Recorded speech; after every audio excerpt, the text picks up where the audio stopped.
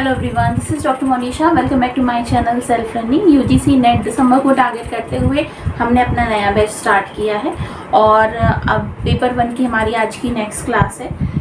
Monday to Friday हमारी classes होती हैं शाम को 5:30 बजे। तो जो भी स्टूडेंट्स इंटरेस्टेड हैं फ्री ऑफ कॉस्ट क्लासेस के लिए तो वो हमारे साथ जुड़ सकते हैं। ये नंबर जो आपके सामने दिख रहा है बार बार फ्लैश होता है, आप उस पर मुझे मैसेज कर सकते हैं। हमारा एक ग्रुप बना हुआ है, उस ग्रुप में मैं आपको ऐड कर दूंगी और आज से ही हम क्लास 2 मतलब कि हमारी जो पेपर 2 है एजुकेशन का, उसकी भी स्टार्ट कर रहे हैं। तो जो भी स्टूडेंट्स एजुकेशन सब्जेक्ट से नेट करना चाहते हैं या फिर पीएचडी एंट्रेंस दे रहे हैं या फिर आप यूपीएचएससी या किसी भी तरीके के असिस्टेंट प्रोफेसर का एग्ज़ाम दे रहे हैं और आपका सब्जेक्ट एजुकेशन या बीएड है तो आप हमारे साथ जुड़कर क्लासेस अटेंड कर सकते हैं फ्री ऑफ कॉस्ट। कोई कोचिंग की कोई फीस नहीं है।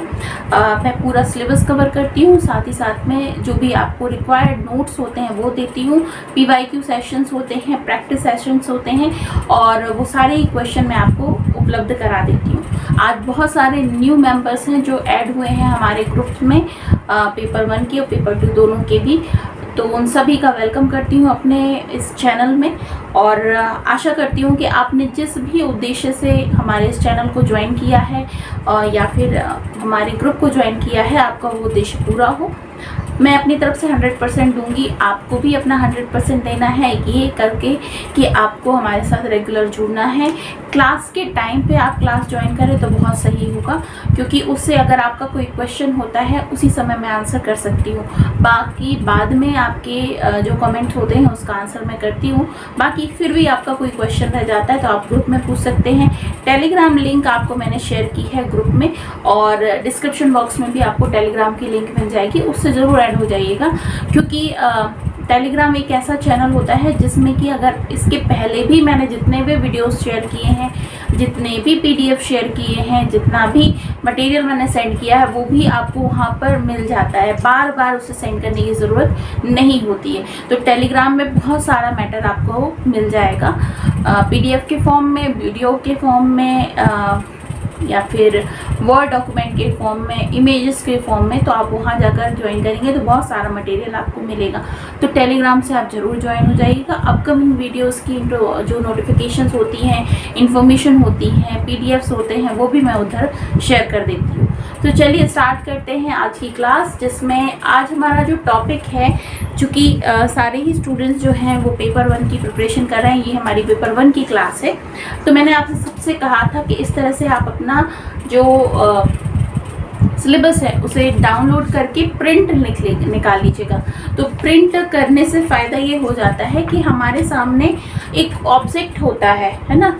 हम एक ऐसे ह्यूमन बीइंग हैं जिसमें मेमोरी लेवल पर तो हम बहुत सारी चीज़ें रखे रहते हैं, लेकिन जो चीज़ हमारे सामने हमें नज़र आती है बार बार हमारा ध्यान उस पर जाता है और उससे हमारा जो एजुकेशन है या फिर जो हमारी स्टडी है वो सीक्वेंस वाइज होती है, कहीं पे भी कुछ मिस नहीं हो जाता है। ठीक है, तो हमारी यूनिट फर्स्ट चल रही है टीचिंग एप्टीट्यूड की, जिसके अंतर्गत अभी हमने टीचिंग कॉन्सेप्ट्स के बारे में पढ़ा था।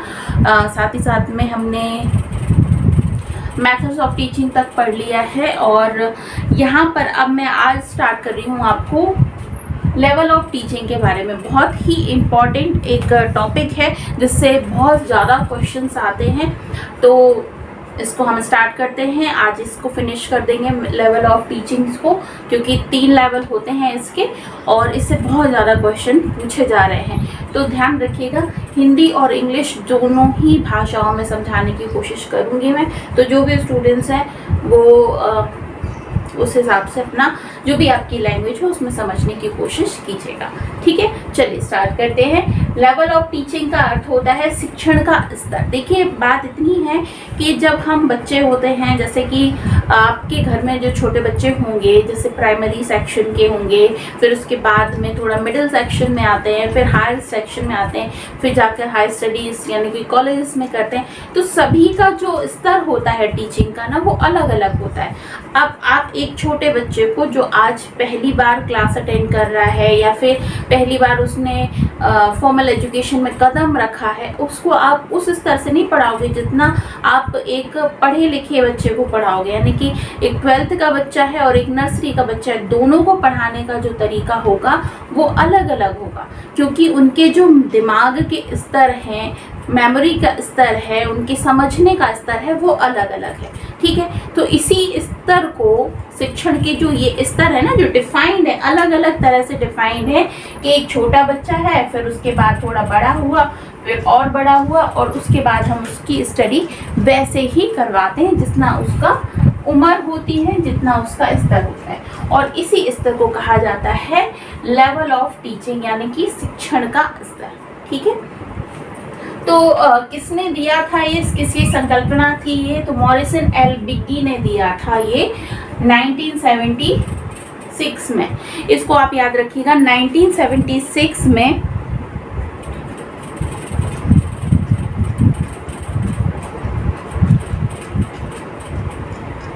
ठीक है, मॉरिसन एल बिग्गी ने इसका सुझाव दिया था। ठीक है, इनका कहना क्या था कि देखिए ये इस तरह से कोण में हम समझ सकते हैं कि सबसे पहला स्तर तो उन्होंने ये बताया कि स्वायत्त विकासात्मक चरण जो होता है, ऑटोनोमस डेवलपमेंट लेवल, मतलब जब जो विकास है, जो चरण है, वो स्वायत्तता के हिसाब से होता है, मतलब अपने हिसाब से, अपने आप होता है। ठीक है, पहला चरण उन्होंने ये बताया।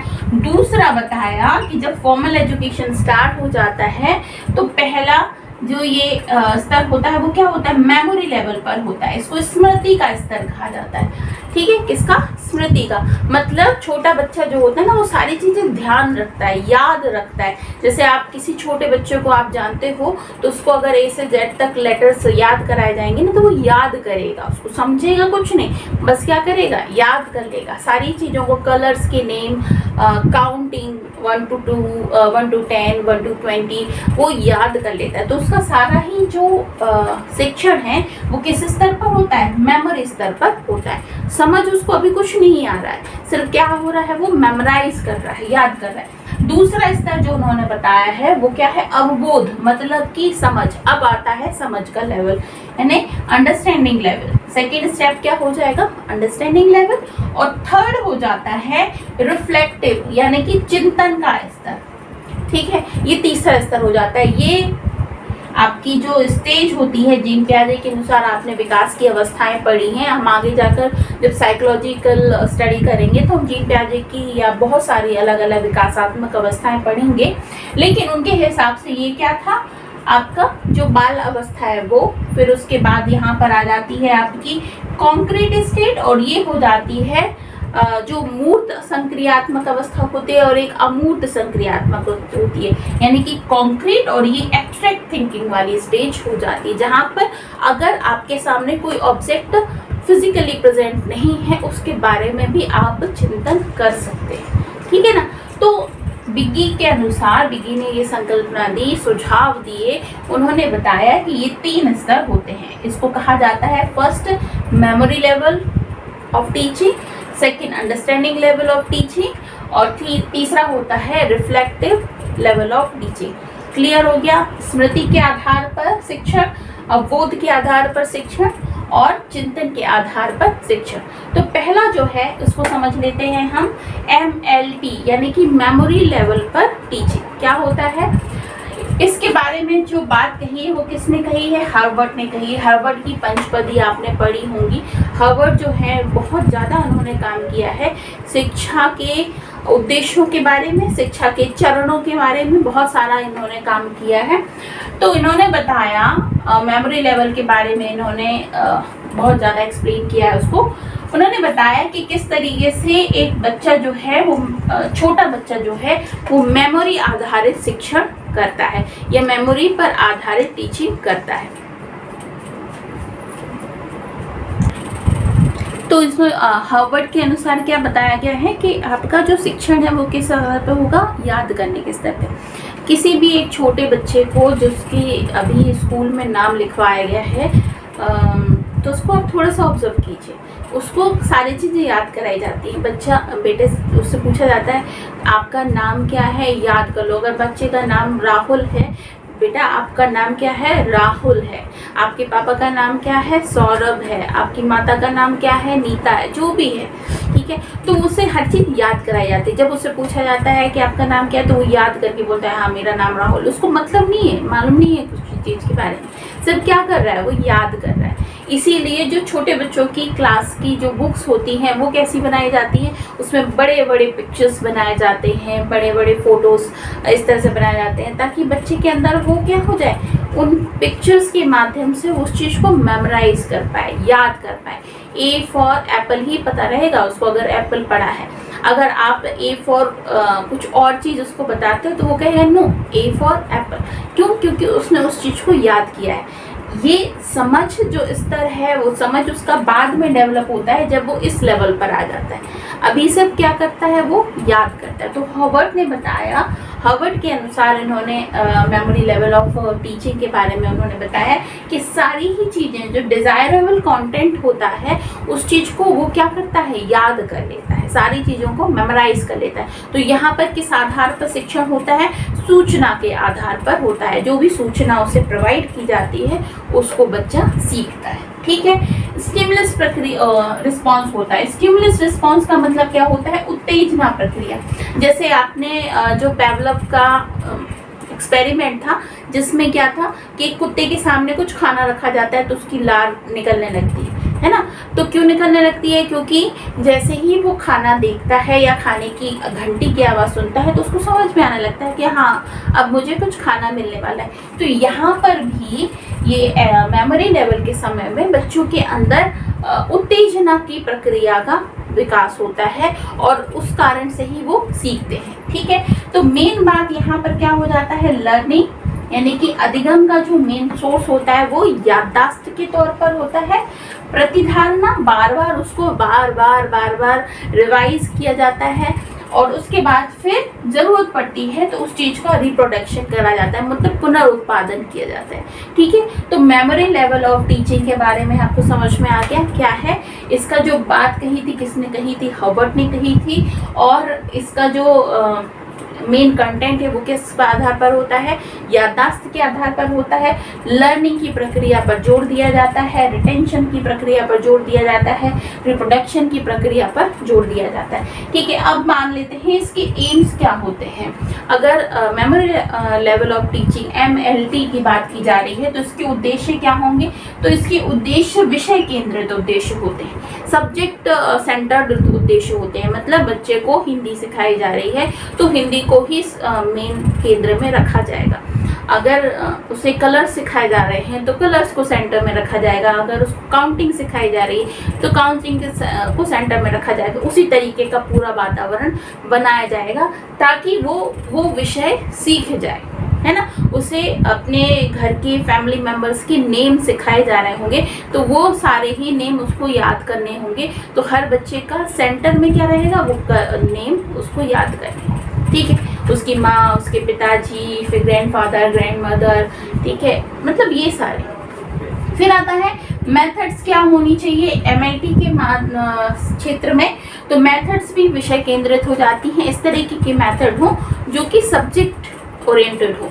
उस समय पे उनको सब्जेक्ट को सिखाया जाए, बार बार गा के सिखाया जाए, बोल के सिखाया जाए, याद कर के, डांस कर के सिखाया जाए, पिक्चर्स दिखा कर, वीडियो दिखा कर सिखाया जाए, इस तरह के सिखाया जाए, है ना।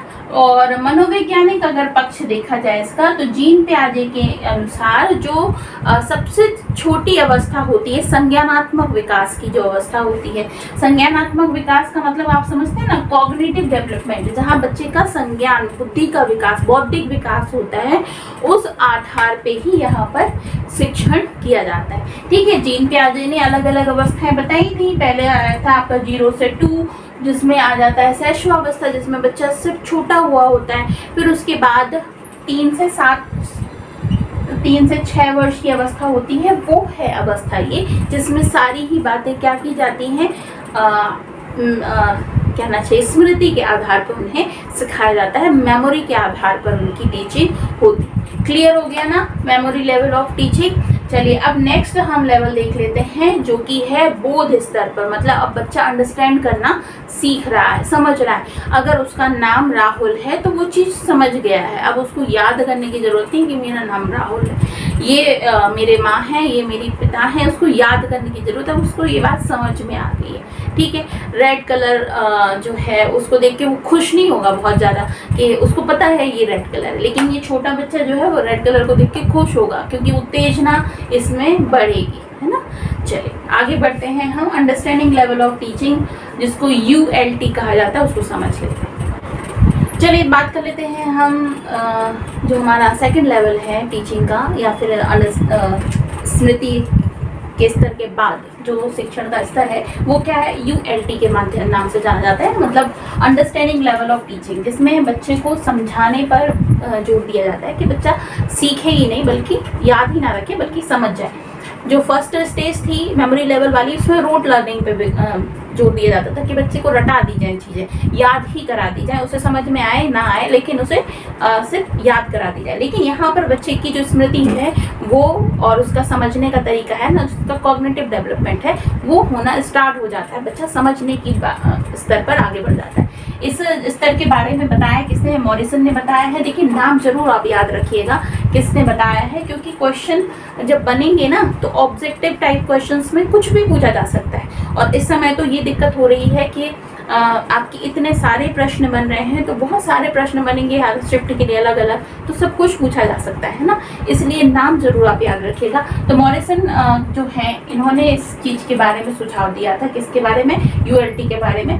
और इसमें जो मेन स्तर होता है वो क्या होता है, मेमोरी प्लस इनसाइट। वहाँ पर क्या था, केवल आपका मेमोरी था, लेकिन यहाँ पर क्या होगा, स्मृति और प्लस अंतर्दृष्टि, मतलब अब बच्चे के अंदर की सूझ भी डेवलप हो रही है। बहुत ही फेमस एक एक्सपेरिमेंट है कि अब बच्चे को के सामने दो जार रखे जाएं, एक हो गया लंबा बीकर हो गया और एक हो जाता है जो चौड़ा हो जाता है, दोनों में सेम अमाउंट ऑफ वाटर है, लेकिन अभी इतना दिमाग बच्चे के अंदर आ जाता है कि वो ये सीख ले कि मुझे क्या चाहिए, ये चाहिए या ये चाहिए, इसमें ज़्यादा है इसलिए, क्योंकि ये अंडरस्टैंडिंग उसके अंदर आ रही है कि ये ज़्यादा है इसलिए मैं इसको लूँगा। ठीक है, लेकिन ये बात समझने में उसको थोड़ा और वक्त लगेगा कि ये दोनों ही अमाउंट ऑफ वाटर जो है वो सेम है ना, वो नेक्स्ट स्तर हो जाता है इससे। लेकिन यहाँ पर इतना समझ में तो बच्चे के अंदर आने ही लगता है कि अब जो है मुझे ज़्यादा चाहिए, मतलब उसका अंतर सूझ जो है वो बढ़ने लगता है। ठीक है, तो मॉरिसन ने बताया मेमोरी प्लस इनसाइड होती है। जनरलाइजेशन का कॉन्सेप्ट इसमें डेवलप हो जाता है। सामान्यीकरण करना मतलब दो चीज़ों के बीच में ये चीज़ देखना कि मुझे क्या सही लग रहा है ना। उसको पूछा जाए कि बेटा 10 रुपए लोगे या 5 सिक्के लोगे, तो 10 का नोट उसको लगेगा कि एक नोट है, लेकिन जो 5 सिक्के हैं वो लगेंगे उसको कि ज़्यादा है, इसलिए वो लेगा। तो चीज़ों के बारे में वो समझना शुरू कर लेता है, सामान्यीकरण करना शुरू कर लेता है, जनरल वे में चीज़ों को सीखने लगता है। ठीक है, तो यहाँ पर स्तर जो है वो बढ़ जाता है, स्मृति प्लस अंतर्दृष्टि हो जाती है, जनरलाइजेशन का कॉन्सेप्ट डेवलप होने लगता है। अब ब्लूम ने बताया है, ब्लूम टैक्सोनॉमी आपने पढ़ी होगी, आगे हम पढ़ेंगे इसके बारे में और डिटेल में, जिसमें उन्होंने अलग अलग ऑब्जेक्टिव्स बताए हैं। तो जो अंडरस्टैंडिंग लेवल है इस तो दूसरे स्तर का जो ऑब्जेक्टिव उन्होंने बताए हैं कि क्या क्या स्तर होगा, डेवलप क्या होगा, तो व्याख्या करना सीख जाएगा बच्चा जो है वो क्या करने लगेगा, एक्सप्लेनेशन, व्याख्या का मतलब चीज़ों को एक्सप्लेन करना। ठीक है, उदाहरण देना समझने लगेगा, उदाहरण देकर समझाना लगेगा, या उदाहरण देकर उसे समझाया जाता है तो वो भी वो समझने लगेगा। वर्गीकरण, क्लासिफिकेशन करना समझने लगेगा, चीज़ों को अलग अलग क्लासिफाइड करना ये समझने लगेगा। तुलना करने के बारे में समझ जाएगा, मतलब अगर हम कंपैरिजन करते हैं दो चीज़ों के बारे में तो वो समझना स्टार्ट कर लेता है। अनुमान लगाना, ठीक है, किस चीज़ के बारे में प्रेडिक्शन करना है, अनुमान लगाना, वो भी समझता है। तो ये ऑब्जेक्टिव्स हो जाते हैं ब्लूम के अनुसार। इस तरीके से बच्चे की जो स्तर है वो टीचिंग की बढ़ जाती है। अब आ जाती है मेथड्स, क्या क्या होनी चाहिए इस स्तर पर। तो लेक्चर मेथड होती है डेमोन्स्ट्रेशन, लेक्चर प्लस डेमोन्स्ट्रेशन, मतलब आप केवल ऐसे ना पढ़ाएं उसको कि एक जगह खड़े होकर आपने कथा जैसे उसको सुना दिया और वो सब समझ जाए, नहीं, उसको सारी चीज़ें क्या चाहिए, मूर्त अवस्था में चाहिए है, मतलब यहाँ पर कोई भी चीज़ ऑब्जेक्टिव में रहनी चाहिए, समझ में उसको दिखाई देनी चाहिए, तब चीज़ों को समझेगा, बिल्कुल एब्स्ट्रैक्ट में लेवल में नहीं चला जाएगा। तो लेक्चर प्लस डेमोन्स्ट्रेशन मेथड हो जाएगी यहाँ पर। डिस्कशन मेथड, चर्चा हो, जैसे कहानी के आधार पर उसे समझा रहे हैं, ऑडियो विजुअल फॉर्म में उसे समझा रहे हैं। फिर इंडक्टिव डिडक्टिव मेथड आ जाती है, जिसको आगमन निगमन विधि कहते हैं। मतलब पहले तो ये कि छोटे छोटे उदाहरण देके आप उन्हें समझाओ, सरल से जटिल की हो, फिर जटिल से सरल की हो, दोनों ही विधियां यहाँ पर आ जाती हैं। फिर आ जाता है एक्सप्लेनेशन मेथड, जहाँ पर आप उन्हें स्पष्टीकरण करते हैं। मैथ्स जो सॉल्व करना पड़ते हैं, छोटे छोटे से सम्स होते हैं जो सॉल्व करने पड़ते हैं, उसके लिए एक्सप्लेनेशन मेथड आ जाती है। नेक्स्ट आ जाता है कि जो टीचिंग एड्स हैं, मतलब जो उनके सामने शिक्षण सहायक सामग्रियां हैं, वो कैसी कैसी प्रदर्शित की जाएंगी। तो प्रतिरूप यानी कि कोई ना कोई सामने आप उनके ऑब्जेक्ट रखें, मॉडल कुछ रखें। उसके बाद में लेख चित्र, मतलब जिसको चार्ट कहा जाता है। अगर आपको भारत का नक्शा उन्हें समझाना है, ठीक है, तो आपको समझाना पड़ेगा कि कहाँ से गंगा नदी निकल रही है, कहाँ से यमुना निकल रही है। तो आप अगर उस चार्ट के माध्यम से समझाएंगे, दिखा के पिक्चर फॉर्म में समझाएंगे, तो उससे जल्दी से याद होगा, समझ में भी आएगा। ठीक है, अभी उसका इतना स्तर नहीं बढ़ा है कि वो अपने मन से ही उसको बोला जाए कि जो गंगा है ना वो हिमालय से निकलती है, तो वो अपने आप ही दिमाग में इतनी पिक्चर बना ले कि वो हिमालय कहाँ पर है, वहाँ से गंगा निकलती है। ठीक है, इतना बड़ा वो नहीं हुआ है। अब प्रतिमा और पिक्चर्स एंड फ्लैश चार्ट जो होते हैं, जो सामने एक तरीके से ऑब्जेक्ट रहता है, उसके हिसाब से बच्चा सीखता है, समझता है। ठीक है, टीचर की भूमिका क्या होनी चाहिए इस लेवल पे अगर देखा जाए, टीचर कैसा होना चाहिए, तो टीचर जो है वो एक तरीके से फैसिलिटेट करता है बच्चे को, रोट लर्निंग नहीं कराता है, बल्कि उसको अंडरस्टैंड कराने की कोशिश करता है, समझाने की कोशिश करता है। ठीक है, तो एक टीचर का अच्छा खासा इसमें रोल होता है। क्लियर ना? चलिए, अब यहाँ पर और कुछ समझने की बात है नहीं, यहाँ पर बाकी अपन ने यहाँ पर समझ लिया। अब जो नेक्स्ट लेवल है वो हम समझ लेते हैं कौन सा है, रिफ्लेक्टिव लेवल, जिसको हम कहेंगे चिंतन का स्तर। ठीक है, चिंतन का स्तर क्या होता है, अब बच्चा क्या हो जाएगा, बड़ा हो जा रहा है। मतलब अभी उसके सामने कोई मूर्त अवस्था में चीज होती थी, कॉन्क्रीट स्तर में कोई चीज होती थी, उसके बारे में ही समझ पाता था। लेकिन अब बच्चा जब थोड़ा बड़ा हो जाएगा ना, तो अगर कोई अमूर्त चीज है, एब्स्ट्रैक्ट चीज भी है ना, उसके बारे में भी वो समझ पाएगा। ठीक है ना? चलिए अब हम पढ़ लेते हैं next level, reflective teaching level. अब नेक्स्ट लेवल देख लेते हैं हम, जो चिंतन का स्तर, मतलब शिक्षण का जो अगला लेवल है वो क्या है, चिंतन स्तर का शिक्षण या फिर रिफ्लेक्टिव लेवल ऑफ टीचिंग। अब इसको शॉर्ट फॉर्म में कहा जाता है RLT, इसको प्रतिपादित किया था हंट ने। ठीक है, अब इसका जो स्तर है वो सबसे ऊपर का स्तर है, मतलब इस समय पे जो बच्चा है वो क्या आने लग रहा है, उसके अंदर एब्स्ट्रैक्ट थिंकिंग भी आ गई है। इसके बाद में वो बहुत ही चिंतनशील हो गया है, चीज़ों के बारे में, विषय के बारे में ज़्यादा अच्छे से समझता है, अपनी राय रखता है, अपनी राय उसकी बन जाती है किसी भी चीज़ को देखने की, बौद्धिक स्तर उसका डेवलप हो जाता है, मेटाकॉग्निशन लेवल पर वो सीखने समझने लगता है। ठीक है, तो स्टूडेंट का जो स्तर है वो कैसा हो जाता है, इंट्रोस्पेक्टिव लेवल हो जाता है, आत्मनिरीक्षण स्तर हो जाता है, मतलब खुद को भी निरीक्षण कर सकता है। ठीक है, स्टूडेंट जो हो जाता है, इसका जो स्तर है वो क्या हो जाएगा, प्राथमिक स्तर हो जाएगा उसका। मतलब अब उसको टीचर की आवश्यकता है तो किस चीज़ के लिए है, सिर्फ गाइडेंस के लिए है, लेकिन उसकी अपनी एक स्थिति है समझने की। जिस तरह से मैं अभी बताया जाए तो जो आप लोगों का स्तर है, जो भी स्टूडेंट्स अभी पढ़ रहे हैं, सीख रहे हैं, समझ रहे हैं, आप लोगों का जो स्तर है, आपको हर एक चीज़ के लिए टीचर नहीं चाहिए। आपको टीचर चाहिए बस किसके लिए, आपकी जिस भी विषय को आप पढ़ रहे हैं उसमें थोड़ा बहुत मार्गदर्शन मिल जाए, थोड़ा बहुत गाइडेंस मिल जाए। बाकी आपकी एक लेवल है, समझने का एक स्तर है, जिसमें आप चीज़ों को समझ सकते हैं, अपना क्षेत्र जो है वो चुन सकते हैं, आपको किस जगह पर जाना है, उसके अलग अलग जो कहना चाहिए क्लासिफाइड वेरियस जो कहना चाहिए स्तर हैं या फिर उनके तरीके हैं, उसको आप जान सकते हैं। किस किस क्षेत्र में आपको जॉब मिल सकता है, आपका करियर किस किस क्षेत्र में बन सकता है, ये आपको बेहतर पता है। आप बस एक किसी से गाइडेंस लेना चाहते हो कि जहां आपको कुछ नहीं पता है, जहां भटक रहे हो तो कोई गाइड कर दे, लेकिन उस गाइडेंस को आपको एज इट इज लेना है या फिर उसका कुछ पार्ट लेना है, कुछ छोड़ देना है अपनी समझ के हिसाब से, वो भी आपको पता है। ठीक है ना? तो ये होता है। तो यहाँ पर बुद्धि से स्तर हो जाता है, फ्री हो जाता है स्टूडेंट, इंडिपेंडेंट हो जाता है, स्वतंत्र रूप से अपनी चिंतन को बढ़ाने लगता है। इसके 4 स्टेप बताए हैं, 4 स्टेप होते हैं चिंतन स्तर के, और वो होता है विकासशील, मतलब जब बच्चा समझ रहा है, सीख रहा है, उसका स्तर जो है वो डेवलपमेंट ग्रोइंग स्तर पर है। कुशल हो जाता है, एक टाइम में क्या आ जाता है कि हम कुशल हो जाते हैं, किसी एक चीज में निपुण हो जाते हैं, कोई चीज हमने सीख ली है उसमें हम क्या हो गए, कुशल हो गए। तीसरा आता है निपुण, मतलब उसमें हम पारंगत हो गए, बहुत अच्छे से हमको वो कोई भी विषय है जो वो आने लगा। फिर आ जाता है प्रतिष्ठित, हम उसमें अपना एक कहना नाम बना लिया है, हम उसमें प्रतिष्ठित हो गए, लोग हमें उस एक कार्य की वजह से हमें पहचानने लगे।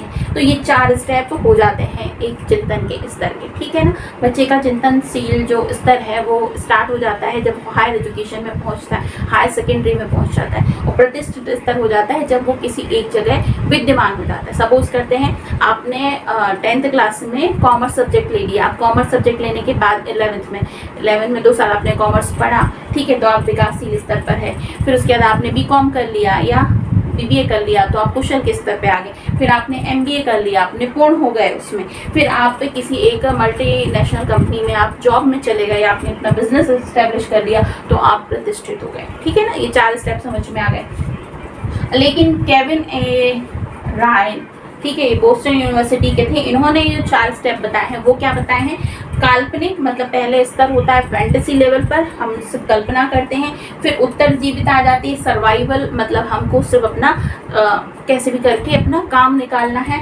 फिर महारत आ जाती है, मास्टरी आप उसमें आ जाती है, मतलब आप उसमें मास्टर हो जाते हैं। फिर प्रभाव, इम्पैक्ट, फिर आप अपना इम्पैक्ट यानी कि प्रभाव छोड़ने लगते हैं। ये इन्होंने 4 स्तर बताए हैं चिंतन स्तर के, या फिर ये रिफ्लेक्टिव लेवल ऑफ टीचिंग, ठीक है ना।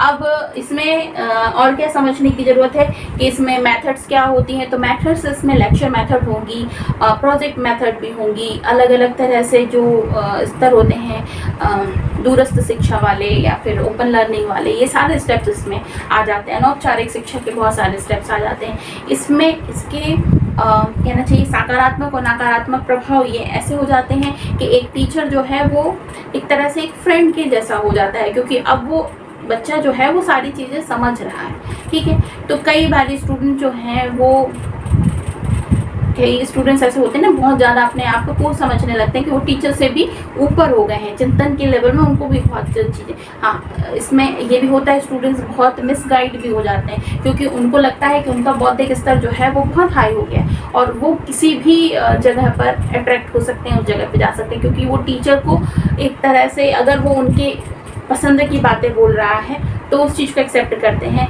और अगर नहीं बोल रहा है तो सोचते नहीं इनको कुछ नहीं पता, है ना। ये स्तर आ जाता है, तो ये इसका नेगेटिव इफेक्ट हो जाएगा, ठीक है ना। तो ये हो गए आपके level of teaching. I hope आपको क्लियरली समझ में आया होगा। एक क्वेश्चन देख लेते हैं लेवल ऑफ टीचिंग के बारे में ही। एक प्रश्न आया हुआ है, एक शिक्षक अपनी प्रस्तुति के समर्थन में कई सकारात्मक और नकारात्मक उदाहरण प्रस्तुत करता है, ठीक है। एक शिक्षक है जो अपनी प्रस्तुति के समर्थन में उसने जो कुछ भी पढ़ाया, मैंने जैसा कुछ पढ़ाया तो मैं कुछ उसके पॉजिटिव उदाहरण और नकारात्मक नेगेटिव उदाहरण भी दूंगी समझाने के लिए, ठीक है। तो ये शिक्षण के कौन से स्तर को बताता है, कौन से लेवल ऑफ टीचिंग को बताता है।